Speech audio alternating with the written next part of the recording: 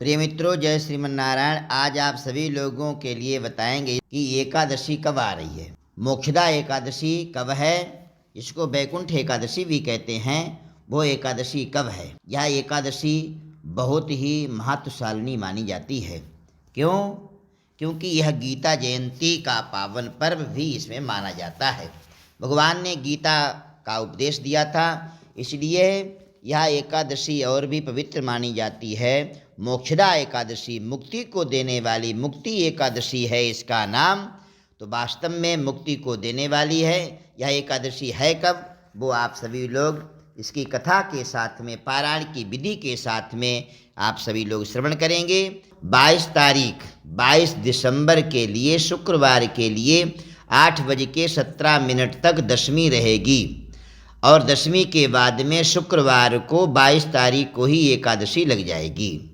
एकादशी शनिवार के लिए प्रातःकाल सूर्योदय से पहले ही समाप्त हो रही है।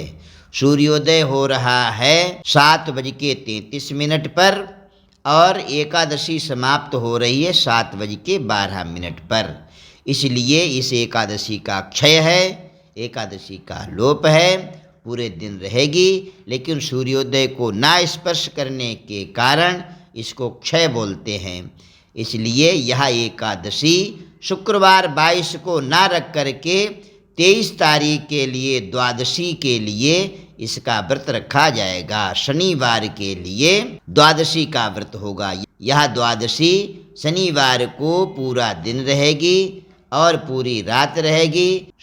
इतवार को, रविवार को सुबह 6:25 तक रहेगी। इसलिए यह एकादशी का व्रत, मोक्षदा एकादशी का व्रत 23 तारीख शनिवार के लिए सभी को रखने वाला है। अर्जुन बोले कि हे भगवान, आप तीनों लोकों के स्वामी हैं और सबको सुख देने वाले हैं और जगत के पितर हैं, इसीलिए मैं आपको नमस्कार करता हूँ। हे देव, आप सबके हितैषी हैं, कृपालु हैं, दयालु हैं। मेरे एक संशय को दूर कीजिए कि मार्गशीर्ष माह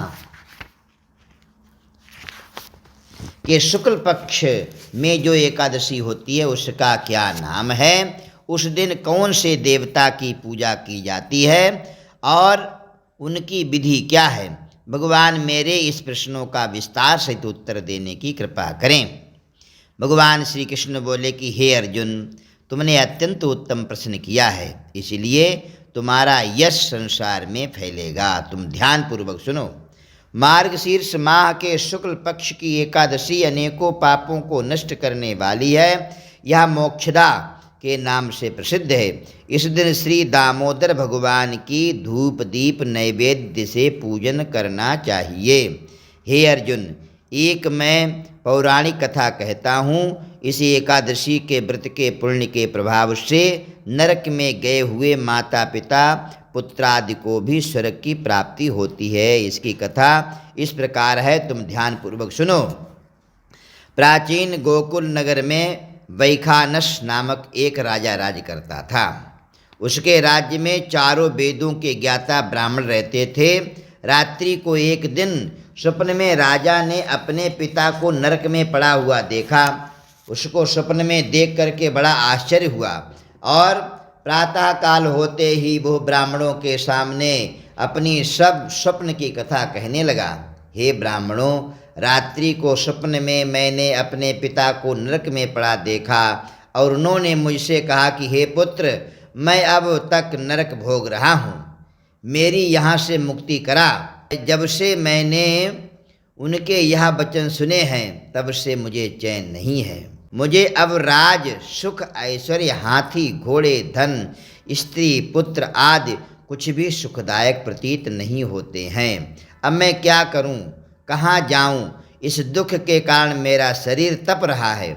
आप लोग मुझे किसी प्रकार का तप, दान, व्रत आदि बतावें जिससे मेरे पिता को मुक्ति प्राप्त हो। राजा के ऐसे वचनों को सुनकर के ब्राह्मण बोले कि हे राजन, यहाँ से करीब ही वर्तमान भूत भविष्य के ज्ञाता एक पर्वत नामक मुनि हैं। आप यह सब बातें उनसे जाकर के पूछ लीजिए, वे आपको इसकी विधि बता देंगे। राजा ऐसा सुनकर के मुनि के आश्रम पर गए। उस आश्रम में अनेकों शांत चित्त योगी और मुनि तपस्या कर रहे। उस समय चारों वेदों के ज्ञाता पर्वत मुनि दूसरे ब्रह्मा के समान बैठे हुए प्रतीत हो रहे थे। राजा ने जाकर के उनको साष्टांग दंडवत प्रणाम किया। पर्वत मुनि ने उनसे सांगोपांग कुशलक्षेम पूछी, सब बातें उनसे पूछी। सुनाओ, राज्य तो ठीक ठाक है? तब राजा बोले कि हे देवर्षि, आपकी कृपा से मेरे राज्य में सब कुशल है, परंतु अकस्मात एक विघ्न आ गया है जिससे मुझे अशांति हो रही है। अब आप कृपा करके मेरे इस संशय को दूर कीजिए। ऐसा सुनकर के पर्वत मुनि ने एक मुहूर्त के लिए नेत्र बंद कर लिए और भूत भविष्य को विचारने लगे। फिर बोले कि हे राजन, मैंने योग बल के द्वारा तुम्हारे पिता के समस्त कुकर्मों का ज्ञान प्राप्त कर लिया है। उन्होंने पूर्व जन्म में कामातुर होकर के सौत कहने पर अपनी दूसरी स्त्री को ऋतुदान मांगने पर भी नहीं दिया। उसी पाप कर्म के फल को तुम्हारे पिता भोग रहे हैं। तब राजा बोला कि हे भगवान, मेरे पिताजी के उद्धार के हेतु आप कोई उपाय बतलावें। तब पर्वत मुनि बोले कि हे राजन, मार्गशीर्ष मास के शुक्ल पक्ष में जो एकादशी है, उस एकादशी का आप उपवास करें और उस उपवास के पुण्य को अपने पिता का उद्धार कर सकते हैं। मतलब संकल्प करके और अपने पिताजी के लिए अर्पित कर दें। उस एकादशी के पुण्य के प्रभाव से अवश्य ही आपके पिता की मुक्ति होगी। मुनि के वचनों को सुनकर के राजा अपने राज्य को आया और कुटुंब सहित मोक्षदा एकादशी का उपवास किया। उस उपवास के पुण्य को राजा ने अपने पिता को दिया, अर्थात संकल्प छोड़ दिया। उस पुण्य के प्रभाव से राजा के पिता को मुक्ति मिली। स्वर्ग में जाते हुए अपने पुत्र से बोला, हे पुत्र, तेरा कल्याण हो। यह कह करके स्वर्ग के लिए चले गए। मार्गशीर्ष माह के शुक्ल पक्ष की मोक्षदा एकादशी के लिए गीता का पाठ अवश्य करना चाहिए। उनके समस्त पाप नष्ट हो जाते हैं और अंत में स्वर्ग लोक के लिए जाते हैं। इस व्रत से बढ़कर के मोक्ष देने वाला दूसरा कोई भी व्रत नहीं है।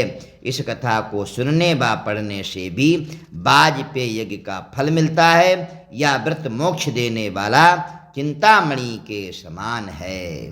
बोलिए बाल कृष्ण लाल की जय। जय श्रीमन नारायण।